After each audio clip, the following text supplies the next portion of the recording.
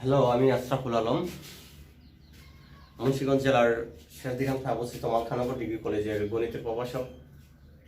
আজকে তোমাদের সামনে হাজির হয়েছে আইসিটি সম্পর্কে কিছু কথা বলার জন্য। আমার এলাকার কিছু ছোট ভাই বোনের অনুরোধে এই ক্লাসে হাজির হওয়া। অনেকে বলতেছে যে ভাইয়া এই তৃতীয় অধ্যায়টা আমরা বুঝতেছি না বা করলেও ভুলে যাই, এরকম অনেক সমস্যার কথা বললো। এর জন্য আমি এই লাইভে আসলাম। আইসিটি সম্পর্কে কথা বলার আগে আমি তোমাদেরকে কিছু উপদেশ দেব। উপদেশ হলো, তোমরা এই আইসিটির তৃতীয় অধ্যায় হোক আর চতুর্থ, পঞ্চম, ষষ্ঠ যে অধ্যায় হোক, সবগুলো অধ্যায় ধারাবাহিকতা আছে। প্রথম অবস্থায় না পারলে দ্বিতীয় অবস্থার অংশ আমরা কিছুই বুঝতে পারবো না। এর জন্য তোমরা যেই বিষয়টাই শিখবা এটা ধারাবাহিকভাবে শিখবা। বিভিন্ন ইউটিউব চ্যানেলে বা বিভিন্ন টিচারের কাছ থেকে যখনই কোনো টপিক শিখবা, তখন এটার ধারাবাহিকভাবে প্রথম থেকে কোনো একটা বিষয়ের প্রথম থেকে শুরু করবা। যদি প্রথম থেকে শুরু না করো তাহলে দেখা যায় যে তোমরা কিছুই বুঝতে পারবো না। আর এই টপিকগুলো একটার সাথে আরেকটা রিলেটেড। প্রথম টপিকসটা না পারলে দ্বিতীয় টপিকসটা আমরা বুঝতে পারবো না। এর জন্য সম্পূর্ণ অধ্যায়টাই ধারাবাহিকতা রক্ষা করে শিখলে দেখা যায় অনেক ইজি হয়ে যায়। আজকে আমি কথা বলবো SSC ICT chapter 3 number system এবং ডিজিটাল ডিভাইস সম্পর্কে।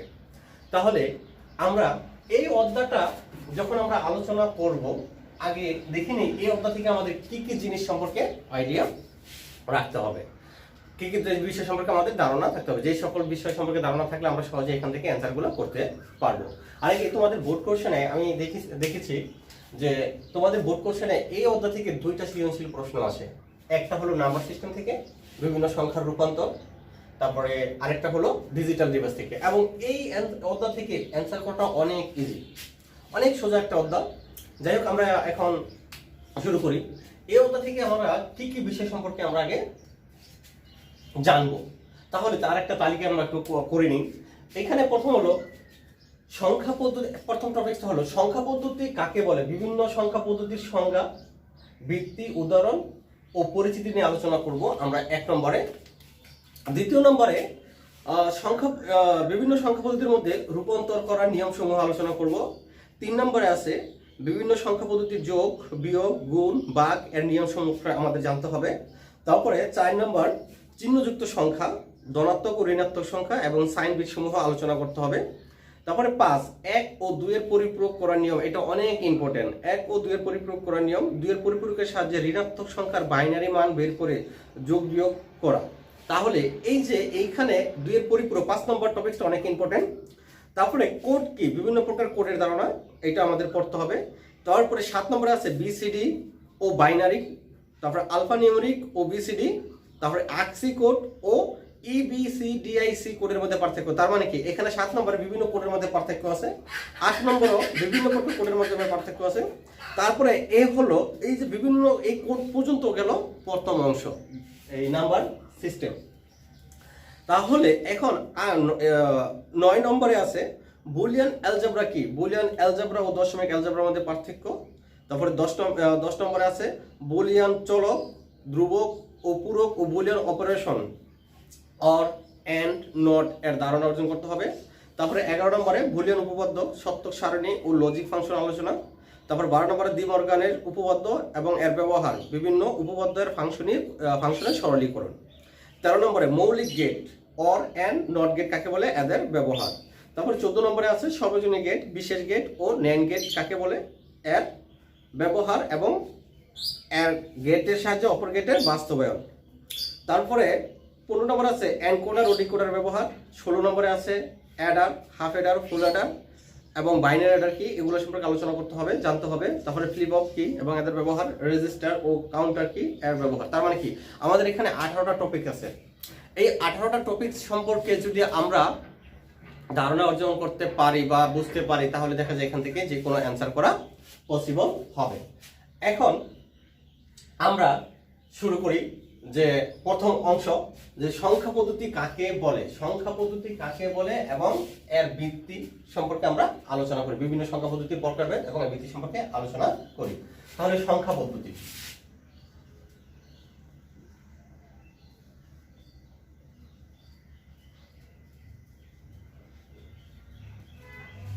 অ্যাকচুয়ালি সংখ্যা পদ্ধতি কি? সংখ্যা পদ্ধতি হলো কোনো কিছু গণনা করার জন্য কতিপয় সাংকেতিক চিহ্ন ব্যবহার করে সংখ্যা লেখা বা প্রকাশ করার পদ্ধতি সংখ্যা পদ্ধতি। এই ব্যবহৃত সাংকেতিক চিহ্ন বা প্রতীকগুলোকে বলা হয় অঙ্ক, আর এক বা একাধিক অঙ্ক পাশাপাশি বসে তৈরি হয় সংখ্যা।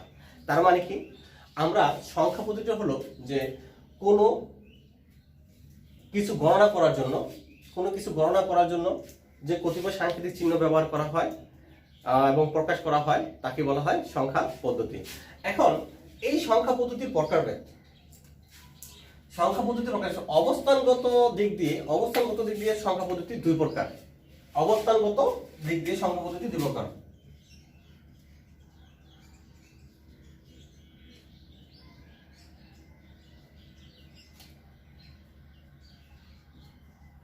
ভাবে সংখ্যা পদ্ধতি দুই প্রকার।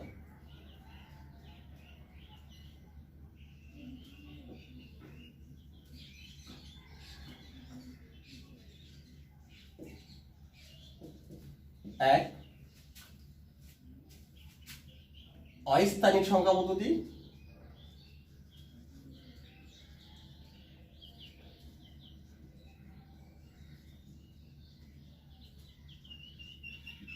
দুই, স্থানিক সংখ্যা পদ্ধতি।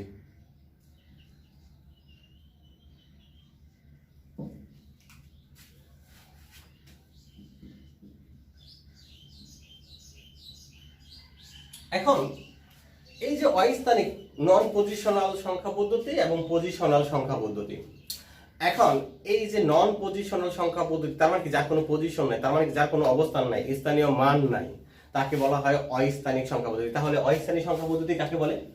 তাহলে অস্থানিক সংখ্যা পদ্ধতি হলো যে সংখ্যা পদ্ধতিতে কোনো সংখ্যায় ব্যবহৃত অঙ্কগুলোর নিজস্ব কোনো স্থানীয় মান নেই, শুধুমাত্র অঙ্কগুলোর নিজস্ব মান থাকে, তাকে অস্থানিক সংখ্যা পদ্ধতি বলে। এই সংখ্যা পদ্ধতিতে সংখ্যার মান হবে সংখ্যায় ব্যবহৃত অঙ্কগুলোর নিজস্ব মানের যোগফলের সমান। এটি একটি প্রাচীন পদ্ধতি, যেমন হায়ারোগ্লিফিক্স। এখন এই যে অস্থানিক সংখ্যা পদ্ধতি আমরা যখন আলোচনা করব, এটা একটা প্রাচীন পদ্ধতি। কারণ আগে যখন সংখ্যা আবিষ্কৃত হয় না, সংখ্যা আবিষ্কৃত হওয়ার আগে মানুষ যখন কোনো কিছু বিনিময় করত, যে কারো উপাদান বিনিময় করত, তখন তারা পাথরের গায়ে বা গাছের গায়ে এরকম রেগ আঁকতো। যদি কোনো একটা জিনিস দিত তাহলে একটা, দুইটা দিলে আরেকটা দাগ দিত, এরকম তিনটা দিলে তিনটা দাগ দিত, এরকম 4টা 5টা 6টা 7টা 8টা 9টা 10টা 11টা 12টা, এরকম যদি যতটা জিনিস দিত বিনিময় করত ততটা দাগ দিয়ে রাখতো। এখন এইটা কেন অস্থানিক সংখ্যা পদ্ধতি বলা হয়? আমরা যদি এখানে এটার পরিবর্তে 1 2 3 4 5 6 7 8 9 10 11 যাই হোক লিখি, এখন আমরা যদি এই যে এখানে কয়টা জিনিস আমরা বিনিময় করছে, 12টা জিনিস, বাট আমি যদি এইখান থেকে মুছে ফেলি, আমি এখান থেকে ধরে রাখলাম, তাহলে এই যে এখানে এই দাগগুলোর আগে কয়টা দাগ আছে তা কিন্তু আমরা বুঝতে পারবো না। তার মানে কি এখানে এই দাগের আগে কয়টা দাগ আছে তা আমরা বুঝতে পারবো না। বা এখান থেকে তো আমি এটা অফ করে দিই, তাহলে 6, এইটার আগে কয়টা সংখ্যা আছে তা কিন্তু আমরা বলতে পারবো। তাহলে 6, এখানে আছে 6, তার মানে কি সামনে 5 পর্যন্ত একটা সংখ্যা আছে, 5টা সংখ্যা আছে। তাহলে এই যে এটাকে এই প্রত্যেকটা দাগের কোনো স্থানীয় মান নাই, কিন্তু এখানে প্রত্যেকটা সংখ্যার স্থানীয় মান আছে, এর জন্য এটাকে বলা হয় অস্থানিক সংখ্যা পদ্ধতি। তাহলে অস্থানিক সংখ্যা পদ্ধতি সংখ্যাটা যেমন, এখন আমরা স্থানিক সংখ্যা পদ্ধতি কাকে বলে তা নিয়ে আমরা একটু বলি। স্থানিক সংখ্যা পদ্ধতি তাহলে যে সংখ্যা পদ্ধতিতে কোনো সংখ্যা ব্যবহৃত অঙ্কগুলোর নিজস্ব স্থানীয় মান, এবং ভিত্তি রয়েছে তাকে স্থানিক সংখ্যা পদ্ধতি বলে। এই সংখ্যা পদ্ধতি কোনো সংখ্যার মান বের করার জন্য 3টি বিষয় জানতে হয়। এক হলো সংখ্যার স্থানীয় মান এবং নিজস্ব মান এবং সংখ্যার ভিত্তি। এই 3টা জিনিস নির্ভর করে স্থানীয় সংখ্যা পদ্ধতি বা পজিশনাল সংখ্যা পদ্ধতি। তাহলে আমরা টোটালি সংখ্যা পদ্ধতির প্রকারভেদ নিয়ে আলোচনা করলাম। এখন আমাদের যেতে হবে, আমাদের সম্পূর্ণ এইখানে আমাদের এই সংখ্যা পদ্ধতি নিয়ে, মানে কি স্থানীয় সংখ্যা পদ্ধতি নিয়ে আলোচনা করতে হবে। অস্থানীয় সংখ্যা পদ্ধতি নিয়ে এরকম আলোচনা নেই, এখান থেকে তোমার শুধু সংখ্যাটি জেনে নেবা। এখন আমরা স্থানিক সংখ্যা পদ্ধতি প্রকারভেদ সম্পর্কে আলোচনা করব। তাহলে স্থানিক সংখ্যা পদ্ধতি পজিশনাল সংখ্যা পদ্ধতির বৈশিষ্ট্য কয়টি? তিনটি। এক, প্রতিটি অঙ্কের স্থানীয় মান এবং তার নিজস্ব মান এবং তার ভিত্তি। তাহলে এই ভিত্তি অনুসারে স্থানিক সংখ্যা পদ্ধতিকে 4 ভাগে ভাগ করা হয়েছে। স্থানিক সংখ্যা পদ্ধতির ভিত্তি অনুসারে, ভিত্তি বা বেস অনুসারে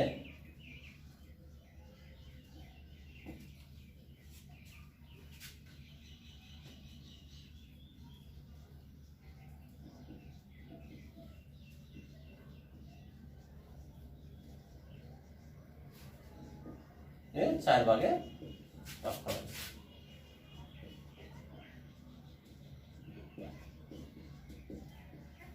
এক, ডেসিমেল সংখ্যা পদ্ধতি বা দশমিক সংখ্যা পদ্ধতি।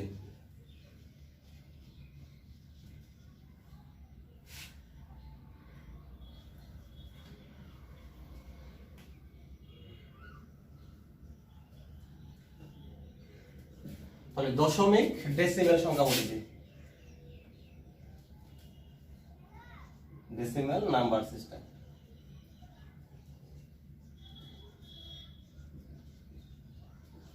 দুই, বাইনারি সংখ্যা পদ্ধতি।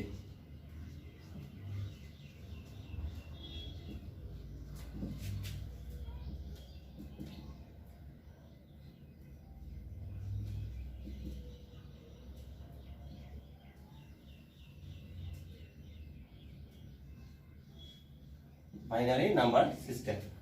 তিন, অক্টাল সংখ্যা পদ্ধতি।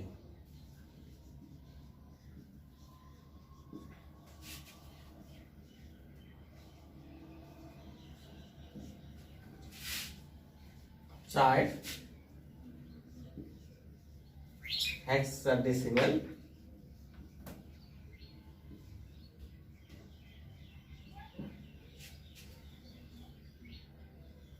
সংখ্যা পদ্ধতি।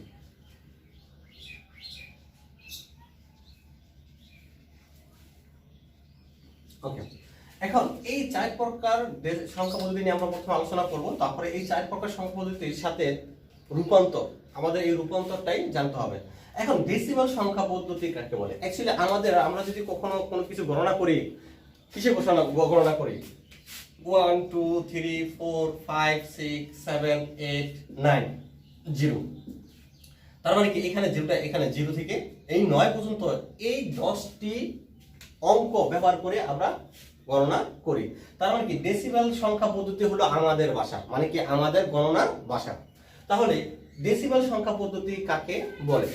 তাহলে যে সংখ্যা পদ্ধতিতে 0 থেকে 9 পর্যন্ত এই 10টি ডিজিট ব্যবহার করা হয় তাকে বলা হয় ডেসিমাল সংখ্যা পদ্ধতি।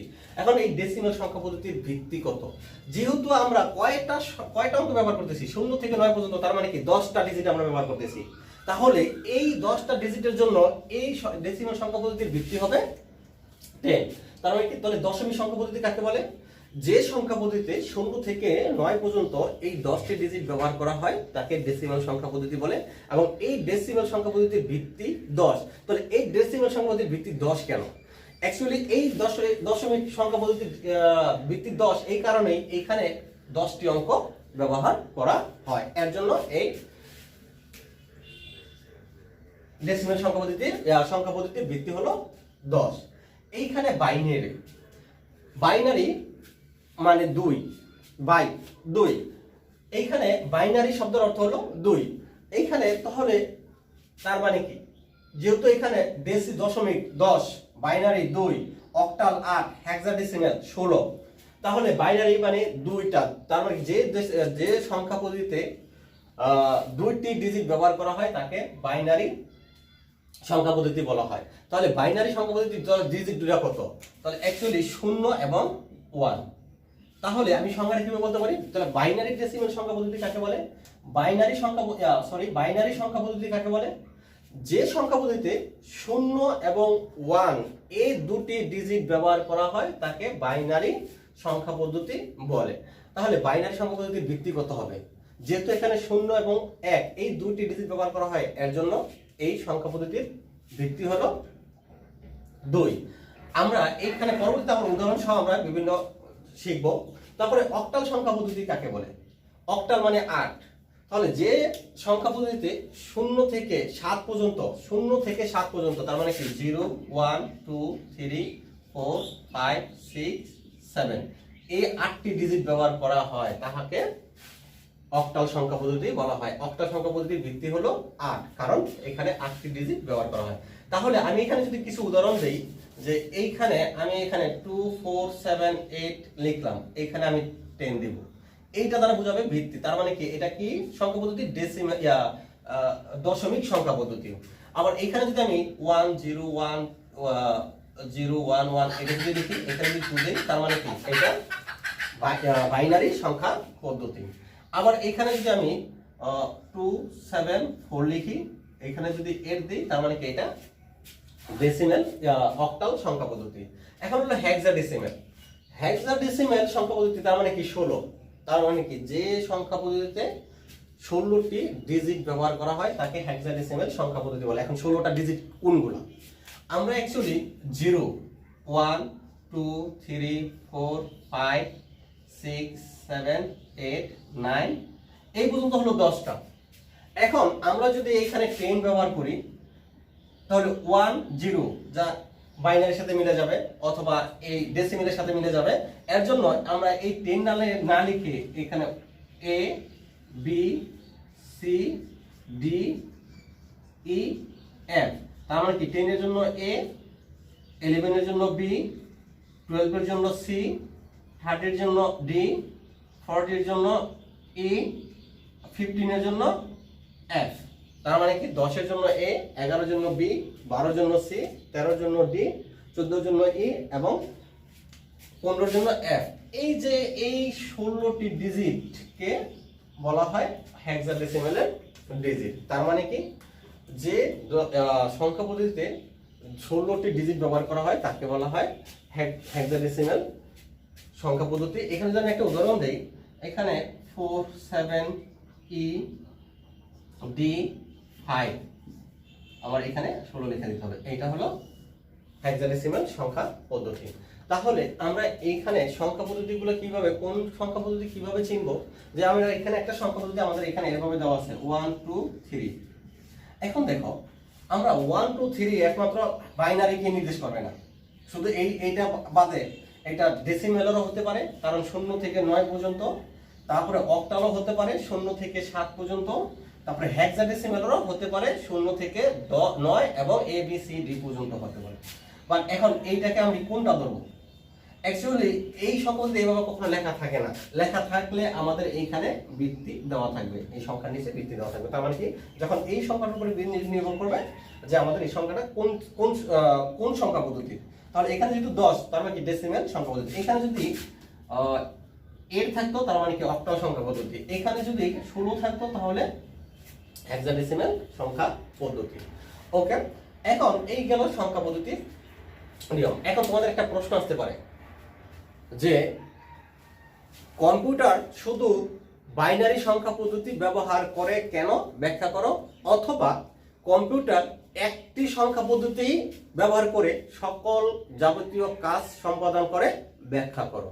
তাহলে এই প্রশ্নটা অনেকই সময় আসে, প্রায় আসে। তাহলে তোমরা এটা কিভাবে লিখবা? তাহলে আমি তোমাদেরকে একটু বলি যে আমাদের স্বাভাবিক দৈনন্দিন কাজের জন্য দশমিক সংখ্যা পদ্ধতি ব্যবহার করা হয়ে থাকে। যেহেতু কম্পিউটার ইলেকট্রিক সার্কিট ব্যবহার করে, তাই সেখানে 10টি সংখ্যা ব্যবহার করা কঠিন। কিন্তু বাইনারি অঙ্ক 0 এবং 1কে খুব সহজেই ইলেকট্রিক্যাল সিগন্যালে প্রকাশ করা যায়। অন্যদিকে দশমিক পদ্ধতিতে যাবতীয় হিসাব নিকাশ বাইনারি পদ্ধতি ব্যবহার করা যায়। কম্পিউটার এবং ইলেকট্রিক যন্ত্রাংশ দুটি অবস্থা সহজে বুঝতে পারে। একটি হলো 0 এবং অন্যটি হলো 1। 0কে অফ, লো, ফলস কিংবা নো বলা হয় এবং 1কে অন, হাই, ট্রু কিংবা ইয়েস বলা হয়। এইগুলোর সাথে বাইনারি সংখ্যা পদ্ধতির মিল রয়েছে। বাইনারি সংখ্যা পদ্ধতির দুটি অবস্থা থাকায় সহজে ইলেকট্রিক সার্কিট ডিজাইন করা যায়। এই কারণে কম্পিউটার সিস্টেম বাইনারি সংখ্যা পদ্ধতি ব্যবহার করা হয়। তাহলে এইখানে তোমরা এই প্রশ্নটার জবাবটা তোমরা অনেকভাবে এভাবে দিয়ে দিবা, এই প্রশ্নটা এভাবে ব্যাখ্যা করে দিবা যে প্রশ্ন দিলে কি হলো যে কম্পিউটার শুধু একটি সংখ্যা পদ্ধতি ব্যবহার করে থাকে, ব্যাখ্যা করো, অথবা কম্পিউটার সকল যাবতীয় কাজকর্ম করার জন্য একটি সংখ্যা পদ্ধতি ব্যবহার করে, ব্যাখ্যা করো। তাহলে এই প্রশ্নটা এভাবে অনেক সময় আসতে পারে। ওকে, এখন আমরা বিভিন্ন সংখ্যা পদ্ধতির রূপান্তর সম্পর্কে জানবো। সংখ্যা পদ্ধতির রূপান্তর, তাহলে আমাদের সংখ্যা পদ্ধতি কয়টা? 4টা। এই 4টা রূপান্তর থেকে, 4টা একটা থেকে আরেকটা যখন আমরা রূপান্তর করব, তাহলে করার আগে এইগুলোর বেস এবং ডিজিটগুলো আমরা আবার একটু জেনে নিই। এক, ডেসিমাল সংখ্যা পদ্ধতির ডেসিমেলের ভিত্তি কত? ভিত্তি হলো 10 এবং ডিজিট গুলো হলো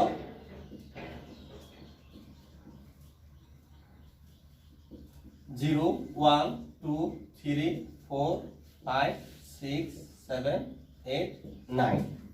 তারপরে বাইনারি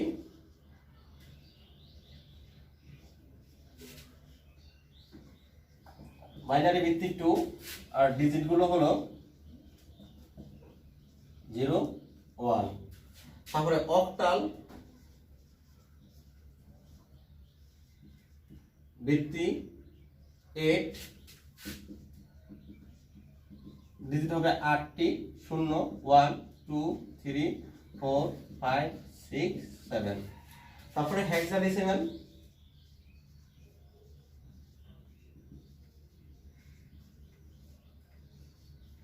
ভিত্তি 16 আর ডিজিট গুলো হলো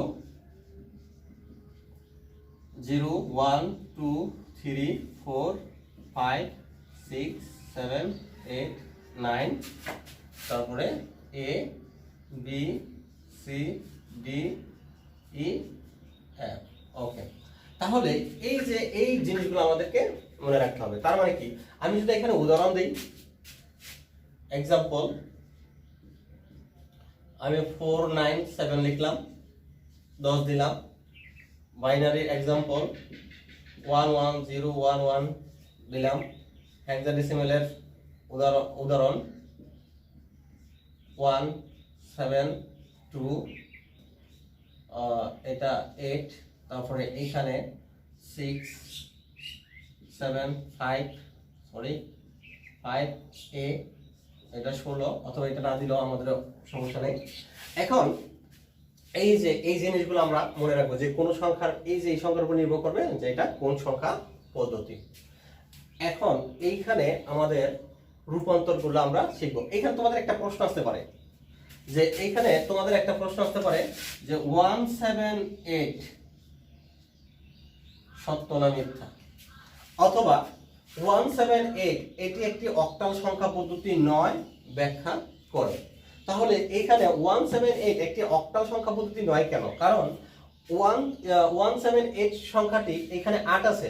কারণ এই অক্টাল সংখ্যা পদ্ধতিতে আমরা জানি 0 থেকে 7 পর্যন্ত 8টি ডিজিট ব্যবহার করা হয়, কিন্তু এখানে 8 ডিজিটটি ব্যবহার করা হয়েছে, যেটা অক্টাল সংখ্যা পদ্ধতিতে নাই। এর জন্য এটা অক্টাল সংখ্যা পদ্ধতি হবে না। এই যে এরকম 1 মার্কের জন্য অথবা 2 মার্কের জন্য ব্যাখ্যামূলক প্রশ্নগুলো তোমাদের আসতে পারে। ওকে, এখন আমরা রূপান্তরগুলো শিখব।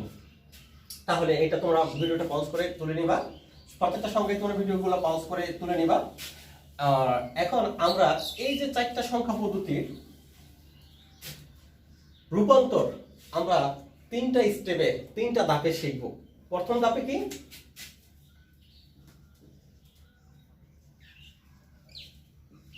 ধাপ 1, এইখানে আমি ডেসিমেল লিখলাম,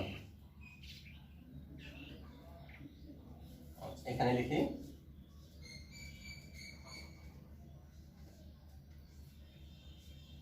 তাহলে এই ডেসিমেল থেকে আমরা কয়টা রূপান্তর করতে পারবো? ডেসিমেল থেকে আমি বাইনারিতে যেতে পারবো, আবার ডেসিমেল থেকে অক্টালে যেতে পারবো, আবার ডেসিমেল থেকে হেক্সাডেসিমেলে যেতে পারবো। তাহলে আমি একটু লিখি,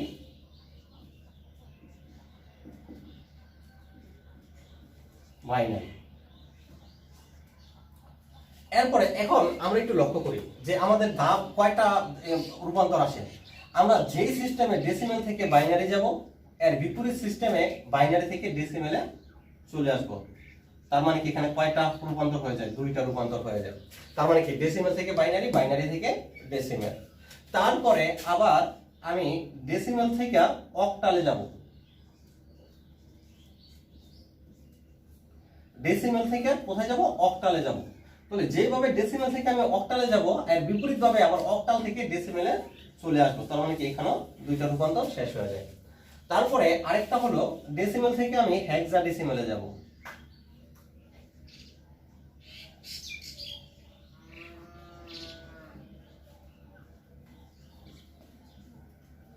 তাহলে এই যে ডেসিমেল থেকে হেক্সাডেসিমেল যেভাবে যাব, এর বিপরীতভাবে হেক্সাডেসিমেল থেকে আমরা ডেসিমেলে চলে আসবো।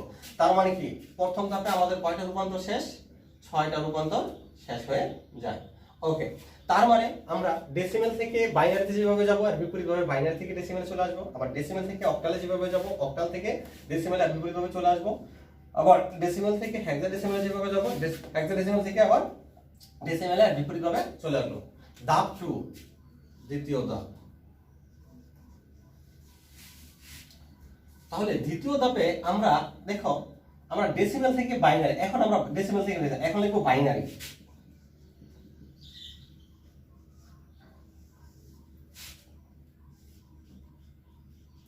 এখন একটু লক্ষ্য করো, আমরা বাইনারি থেকে কি ডেসিমেলে যাব? অ্যাকচুয়ালি বাইনারি থেকে ডেসিমেল প্রথম ধাপে শেষ হয়ে গেছে। তাহলে বাইনারি থেকে আমি কিসে যাব? অক্টালে যাব। যেভাবে আমি বাইনারি থেকে অক্টালে যাব, আর বিপরীতভাবে অক্টাল থেকে আমি বাইনারিতে আসার নিয়মটা শিখে ফেলবো। তার মানে কি এখানে কয়টা শেষ হয়ে যায়? দুইটা শেষ হয়ে যায়। তারপরে আবার বাইনারি থেকে হেক্সাডেসিমেলে চলে যাব।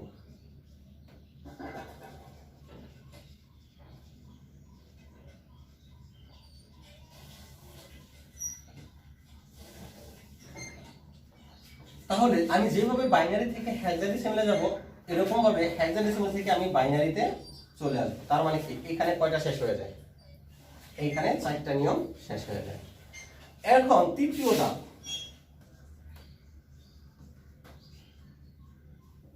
তৃতীয় ধাপে আমরা এইখানে অক্টাল লিখব। এখন দেখো তো, আমরা কি অক্টাল থেকে কি বাইনারিতে যাব? অ্যাকচুয়ালি অক্টাল থেকে বাইনারিতে আমার এখানে শেষ হয়ে গেছে। আবার বাইনারি থেকে অক্টাল শেষ হয়ে গেছে। তার মানে কি অক্টাল থেকে আমি কিসে যাব? অক্টাল থেকে আমি যাব হেক্সাডেসিমেল।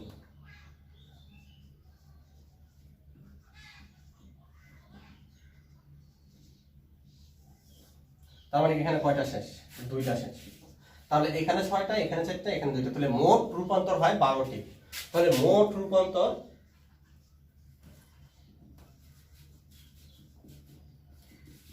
12টি প্রসেসিং, 12টি ধাপ। তাহলে এইখানে আমরা যে এই 3টা ধাপে আমরা যদি এইভাবে ডেসিমেল থেকে বাইনারি, বাইনারি থেকে ডেসিমেল, এইভাবে যদি আমরা প্রত্যেকটা ধাপটা শেষ করি, তাহলে আমাদের অনেক ইজি ভাবে মনে থাকবে। এগুলোর ধাপ প্রায় সবই একই রকম, রূপান্তরগুলো সবই একই রকম, খালি চেঞ্জ হলো ভিত্তির মধ্যে। সব রুল এক, মানে নিয়ম সব এক, খালি চেঞ্জটা হয় ভিত্তির উপরে চেঞ্জ হয়। তাহলে আমরা আগামী ক্লাসে আমরা বাইনারি থেকে ডেসিমেল থেকে বাইনারি, বাইনারি থেকে ডেসিমেল কিভাবে করতে হয় এটা আমরা আলোচনা করব। তারপর প্রত্যেকটা এই 12টা রূপান্তর আমরা শেষ করব। এই 12টা রূপান্তর শেষ করে তারপরে আমরা পরিপূরকে যাব। পরিপূরক অনেক ইম্পর্টেন্ট এবং এই রূপান্তরগুলো অনেক ইম্পর্টেন্ট। তোমাদের এইটা নিয়ে এইখান থেকে একটা পূর্ণাঙ্গ সৃজনশীল আসে এবং 10 মার্কের আসে এবং এটা অঙ্কের মতো অনেক সহজ সোজা। আর এইটা মানে কি 10 থেকে 10ই পাওয়া যায়। ওকে, এই পর্যন্তই। আগামী ক্লাসে থাকার জন্য তোমাদেরকে অনুরোধ করা হলো। এবং এই ভিডিওগুলো তোমরা ধারাবাহিকভাবে দেখবা। যদি ধারাবাহিকভাবে দেখো তাহলে অনেক কিছু শিখতে পারবা। আর আমার ইউটিউব চ্যানেলের প্লে লিস্ট থেকে তোমরা ধারাবাহিকভাবে এই ভিডিওগুলো দেখবা, যে কোনো জিনিসই, যে কোনো টপিকসই ধারাবাহিকভাবে দেখবা। যে লেকচার 1, লেকচার 2, লেকচার 3, 4, 5 এগুলো এইভাবে ধারাবাহিকভাবে দেখবা যে অনেক কিছুই শিখতে পারবা এবং ইনশাআল্লাহ ভালো করতে পারবা। আল্লাহ হাফেজ।